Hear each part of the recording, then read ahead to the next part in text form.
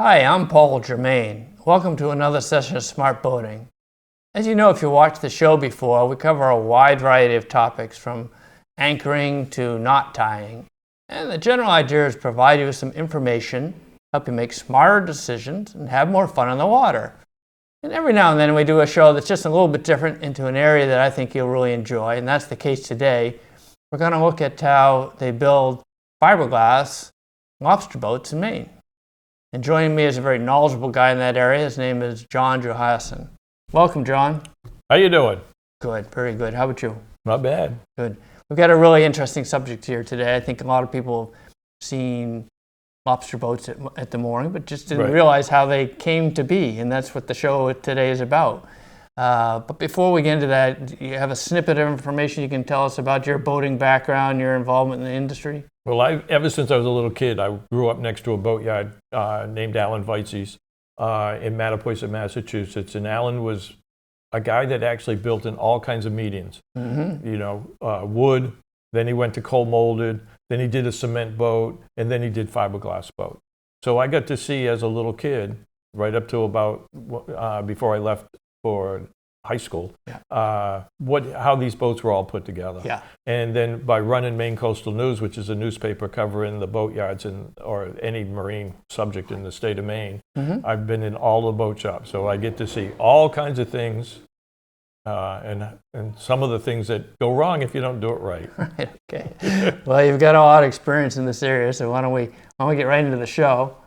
Maine has a tradition of building lobster boats, but of course originally they were wood, so everyone said, oh, that's a wood Maine boat. That makes perfect sense. And of course, in general, the boating industry came into the fiberglass scene probably late 50s, early 60s, something like that. Did the lobster guys jump right in and transition right away from wood to fiberglass? No, they wouldn't do that. No. If you're using wood, it's still got to be good enough. Well, fiberglass boat building started in the mid-50s in the state of Maine. Okay. And that was done by the United States Navy at Weber's Cove Boatyard, which is in East Blue Hill.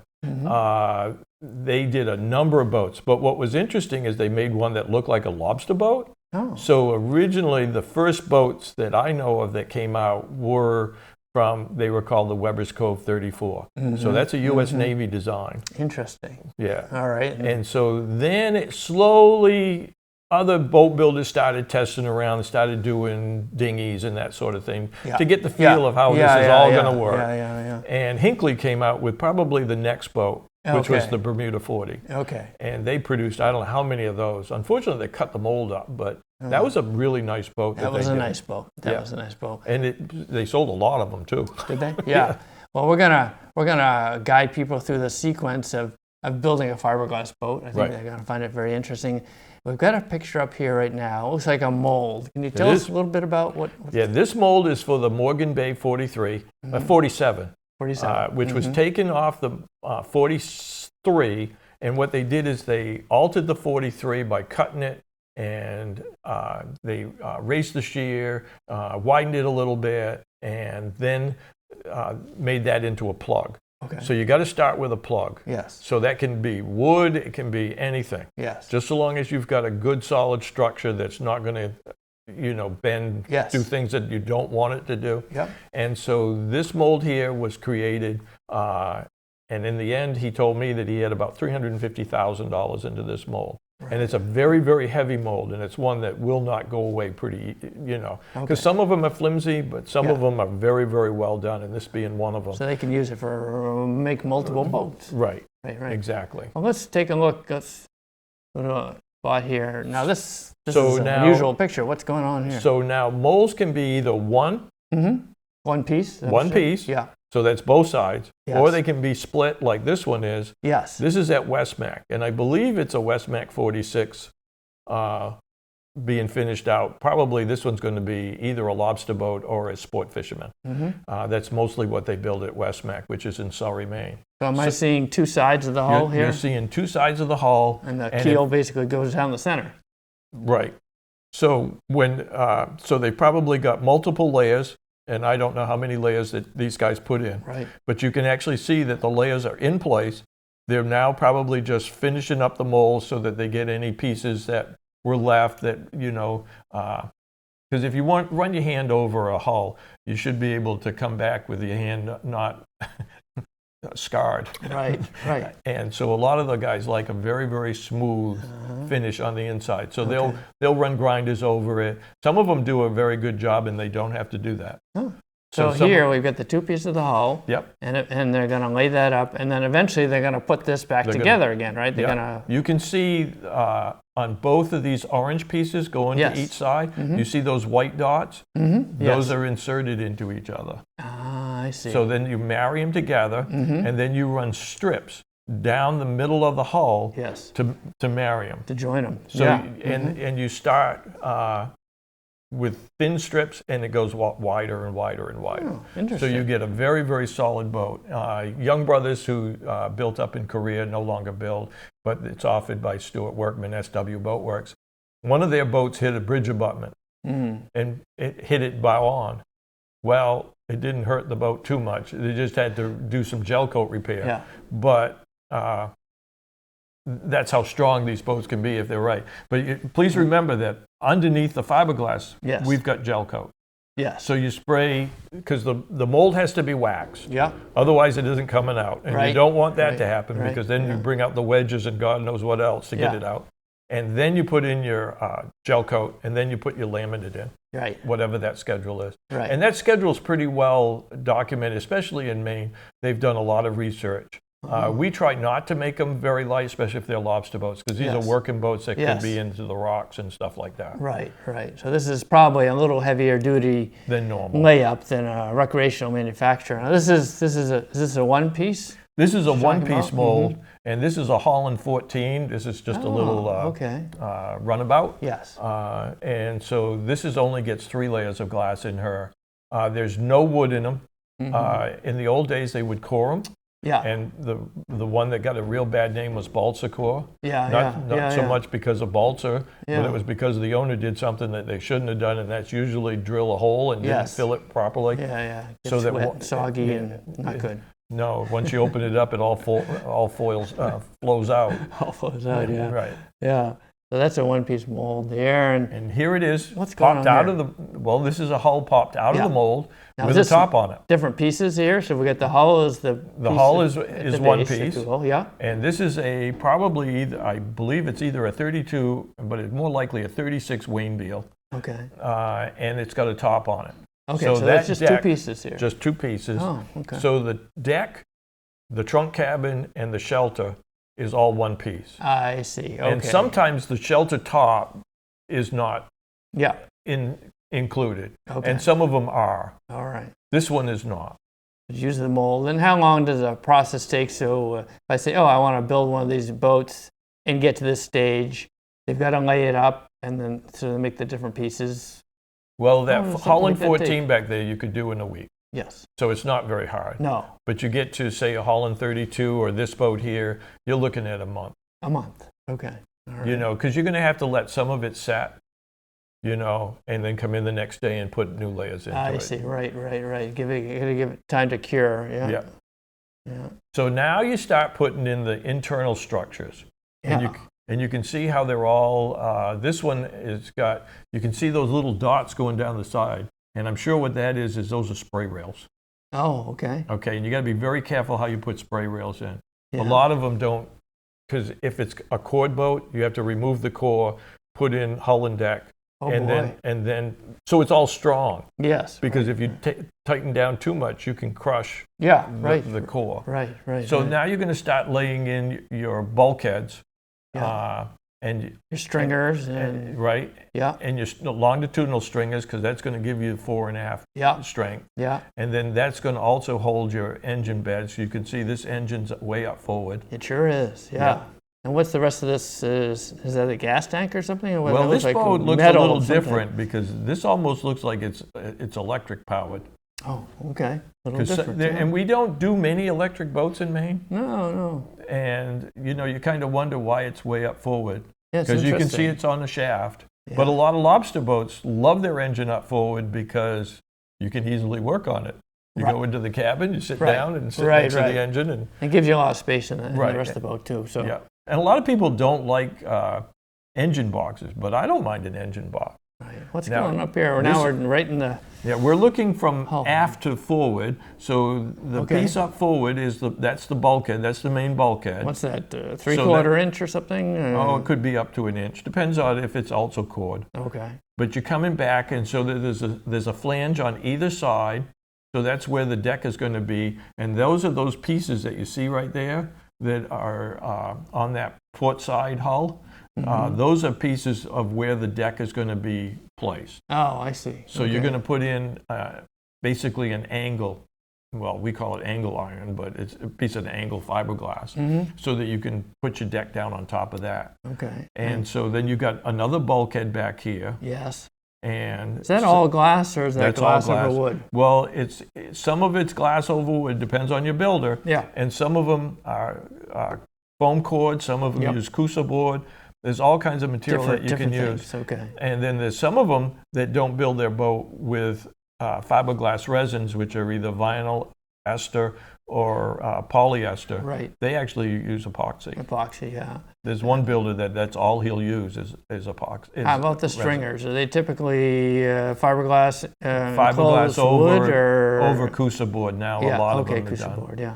Because what people found, and they can rot if it's wood and not treated right, but for the most part, people who have cut the decks open, which were built wood, some of them are perfect. Yeah. Other ones, As long as you protect them, right? You're right. Yeah. So here's another one. You're starting to see the floor go in, and this is a boat shop that I believe is down in Korea, down in Cutler. And this is a big boat. This is like 50 feet, and you're seeing an extension because you can see the transom right here in the foreground. That white piece, it's an open transom. This one, right. you can see that they're actually taking the floor beams and coming, or the deck beams for the platform, right out over the transom. Yes, I see So that they yeah. can lengthen it and get away around Coast Guard regulations. Oh, okay. And they can carry more. Oh, all right. But it's an awful big boat for fishing unless you fish way offshore. That But is you a can big see boat. where how the floors are going to go in. And these are all, those I-beams are all composite construction. There's no wood in this boat at all. Heavy duty construction Yep. there. Yeah, this boat is, I believe this is the one of the Marine Patrol boats that was done by Bruce Ferrin. Oh. And they're actually trying to figure out where all the parts and the pieces are going to go. So they've got the longitudinal stringers in, you can see the engines in, the main bulkhead, and the top is on. And now they're going to start putting everything under the floor.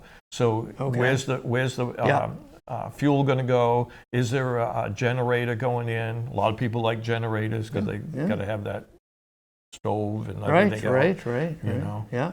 But, Okay. So again, it's a part of an order, a part of a process. So when someone says, "I want this boat," you can almost map it out. This is going to happen first, second, third, fourth. Yeah, and it shouldn't be designed on a napkin like they used to be. Right. You know, it really is a problem because a lot of times they'll do a mock-up.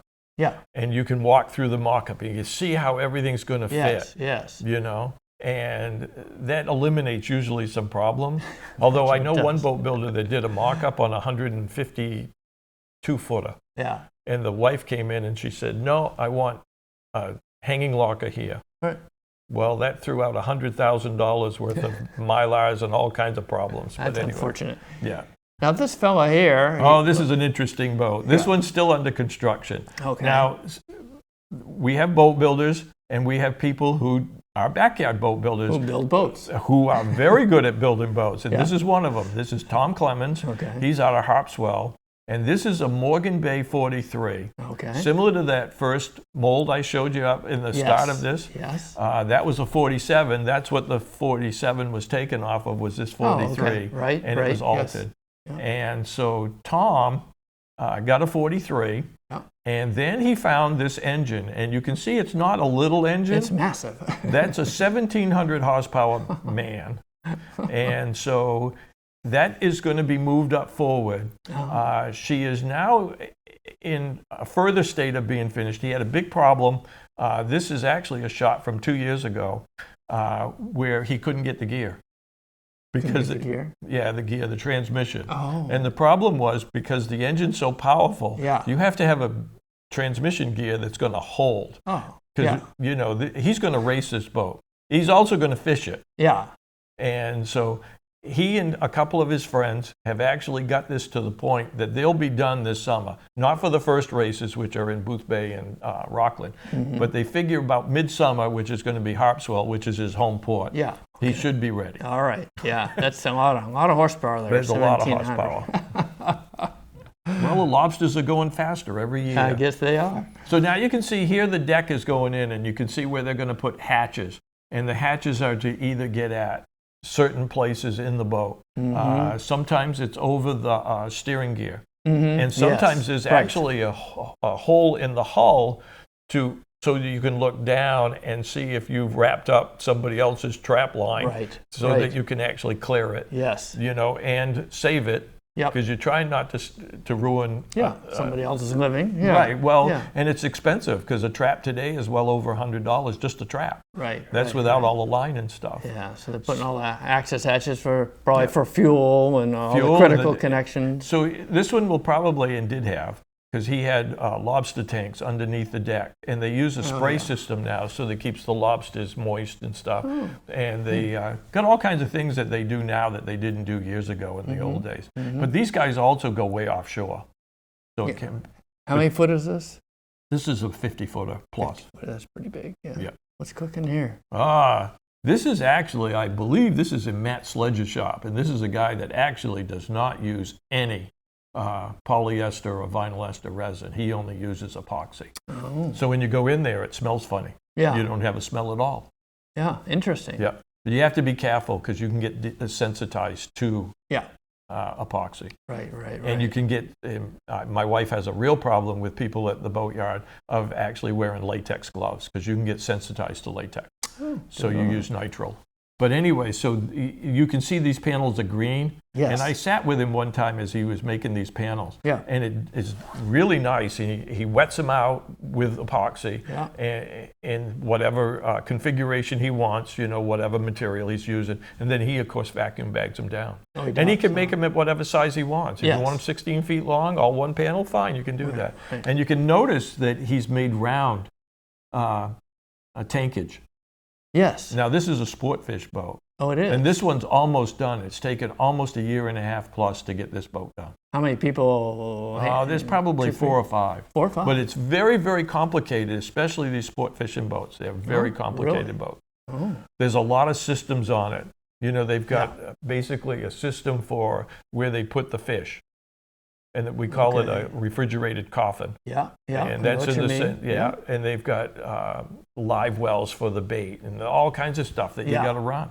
And you got to have great big generators to keep all of this stuff going. Yeah. Wow. So. That'll be nice when he gets done with that. Yeah. What's going on here? Well, the deck has gone down. Yeah. It looks like it's rubberized, but it's not really rubberized. No, this is Matt Sledge's shop. And so that's one of his typical panels that he's put down, and those blue spots are where they're going to put the hatches. Oh, okay. So, and as you can see, there's not much down below, although the forward bulkhead is in. Right. But they've left basically in the house underneath the shelter. That's all going to be finished off because they want room to get in and get at the engine. Yes. And get systems in there. Yep. So it's easy to leave it open. Here's another boat. You can see that there's live wells in the stern here. You can see the hatches or places where the hatches are going to be. This is another sport boat. When you say sport, would that be a recreational boat? Or recreational sport fishing boat. And like I said, they're very, very complicated. Yeah. It's a pretty good sized boat. This one's probably 40 plus feet. Now some of them down below are pretty simple. Yes. They may just be a V-berth, simple if head. That, right? Right. Yeah. Most of the time they have the V-berth. Oh, they do? Okay. Yeah. All and right. then a lot of times there'll be a head, maybe not a shower, but some of them go all outdoors. And they've got everything that you can think of. Oh, They I got bet. a big V berth or a big centerline berth, queen size, king size. They've got heads on either side, so on the shower on one side, head on the other. They've got guest rooms, guest state rooms. Now, does the original builder usually build all these different amenities, or do they oftentimes build the core pieces and then farm out Some these stuff is farmed extra out. level of features that you're talking Most of the about? things that are farmed out is things like electronics, putting the electronics in, putting the wiring in. Right. Other than that, most of these guys can do all of that. Okay. Most of it is they get the parts and the pieces, then they have to figure out how to hook it up. Yes. And it's not, it's close to rocket science, but not that close. Yeah. But some of it gets pretty hard. This is a system here that was, this is a sport boat that went down, I believe, down to New Jersey. Oh. And so look at how that the chair's really comfortable. Yeah. I'd rather stand myself, but. Well, he's got plenty of room in between the two. Oh, there. yeah. He's got 3 screens there. Yeah.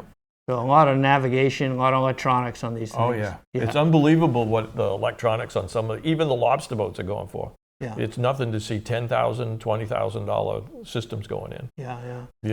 And do you see any trends propulsion-wise? Do you see the engines? In outboards, they're 300, 450, 600 horsepower these days. Yeah. Do you see any trends in the propulsion side of the boats as well? When lobster boats first started going, of course, they started with what we call one-lungers. Yeah. So then that came up and you started getting car engines getting put into boats. Right. And then it got into diesel engines. Yes. Very rarely do you see a gasoline engine today. Right. We don't even, most of the boats in Maine usually do not have stern drives.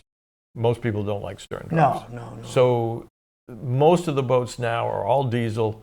And one of the boat builders, as you know, Glenn Holland from Holland Boat, he always said that that's yacht club snobbery, putting a diesel in a pleasure boat. He says because the pleasure boat will never use it enough to justify the cost of the diesel motor. Right. And if you're careful enough, you can always tell if there's fumes in the bilge. Yes. And what he used to do is he used to make it so that he had to go in and turn the through-hull fitting. But to do so, he had to put his head in the bilge. Oh. So he got a really good whiff to make sure, But of course, you got blower systems. Yeah. But yes, but the engines today, they can range anywhere in a regular lobster boat. They're going anywhere from probably 200 and 300 all the way up to 1,500 horsepower. Right. But very rarely do you see over 1,000. Right. Sweet spot's probably 300-400, I would guess. Yeah. So this is a nice little build out here in the salon. That's a galley. Yeah. Very simple. Yeah. This is somebody that was going to actually use their boat a lot. Yeah. And it was going to be for sport fishing. Mm-hmm. And, it's interesting on some of these boats is to see how decked out they are as compared to some of the other ones that are Spartan. Yes. Some of the guys, they don't want any wood. They don't want any extras. Right. And then you get others that, and especially fishing gear. It's unbelievable. Look at how many rods can we put up there? Yeah, I got quite a few. Now, how big is this boat here? I believe 45? That's probably a 44 Calvin by the looks of it, but I could be wrong. Yeah. Big beamy boat. Yeah. Yeah. And how long, again, this would take? This would they'd probably follow take, the process we've talked about today. And what you can go anywhere from, if you did a basic boat, sport fish boat, you could do it from, say, 9 months. 9 months, yeah. Right. And then you could go all the way to a year and a half, 2 years trying to get a boat. Yeah. Because a lot of problems is that trying to get finishes, trying to find people to help the boat builder. Boat builders have a problem trying to find people to work. Okay, the skilled craftsmen that we've been talking about. Yeah, it was interesting the other day. I was in Joe Sargent's shop, who's got about a 2-year backlog, also looking to get out of the business, and said, you better do the history of these boat builders now, because he says, I'm not sure how many of them are going to be left here in 5 years. Right. Because we do pretty much, these are custom boats. Yes. So everything is done. All those windows are cut out and they're ordered. And so you sometimes have to wait for the order to come in, but most of the guys have figured out how long that takes. Yes. But, to put the systems in these boats takes a long time. To hook up the electronics and all of that stuff to make sure it all's going to work. Yeah. and not have issues. Yeah. Yeah. You know? And like you say, it's all custom, right? It's not. Yeah.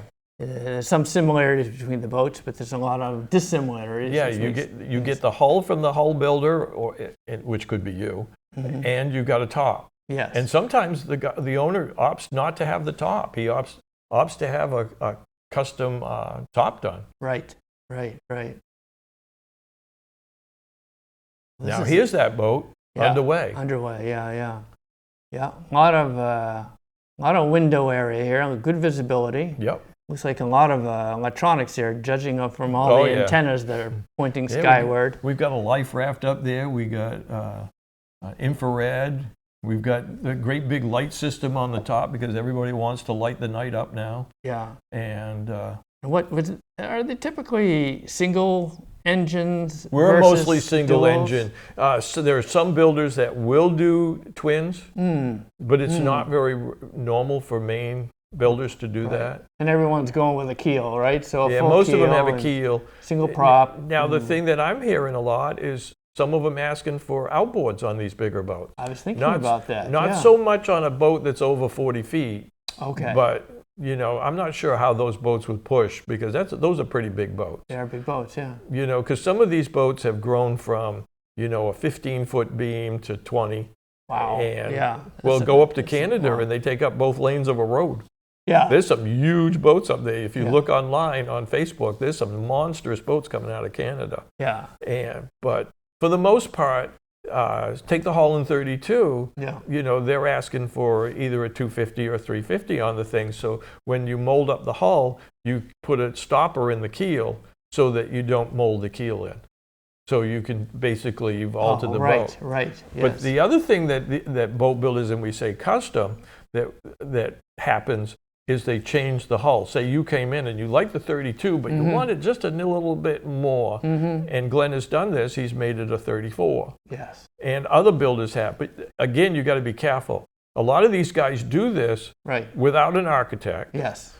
And they've been in business long enough, most of them, to go, yeah, I can do that. Right. But now there is boats you can't do that with. Yep. Disturbs the whole balance. Well, one of the things is the bottom design. Calvin Beal has what they call a reverse curve, which if you come off the keel and go to the outboard side, there's a reverse curve, so it goes up a little bit. Not much. Yeah. But if you cut and if you add to the stern of the boat, which is what most do, that bow will bury. Right. So what you have to do is go up forward of the bulkhead. Spot. You have to go way up forward and cut it. Yeah. And then add in the 4 feet. Now, one boat that they did that to was the Calvin Beal 38. And they turned that into the 42 and made a lot better boat.